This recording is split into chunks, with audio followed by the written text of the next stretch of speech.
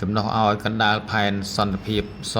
4នៃសមាគមរួមគ្នាដើម្បីអភិវឌ្ឍកម្ពុជានិងជាចលនាសេដ្ឋកិច្ចក្រៅប្រព័ន្ធចំណុះឲ្យសសយករាជធានីភ្នំពេញថ្ងៃនេះដែរសមាគមផែនភរីមានជ័យបានចុះមកសួរសុខទុក្ខសមាជិកឈ្មោះសៀនរ៉េមនាមបច្ចុប្បន្នតាក់ទងរោងជ័យ2ដែលស្ថិតនៅក្នុងភូមិព្រៃរោងឃុំភេរីមានជ័យស្រុកបាសែតខេត្តកំពង់ស្ពឺទឹកប្រាក់ដែលបានរៃអង្គាសគ្នាក្នុងផែនបានចំនួន1,97,000,000 រៀលដូច្នេះហើយបងប្អូននៅក្នុងសមាគមទាំងមូលក៏សូមប្រសិទ្ធពរជ័យទៅដល់បងប្រុសសៀនរ៉េមឲ្យឆាប់ជាសះស្បើយពី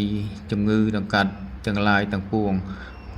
ហើយក៏សូមអរគុណដល់ថ្នាក់ដឹកនាំគ្រប់ជាន់ថ្នាក់ក្នុងផែនសន្តិភាពបរិមានជ័យទាំងមូល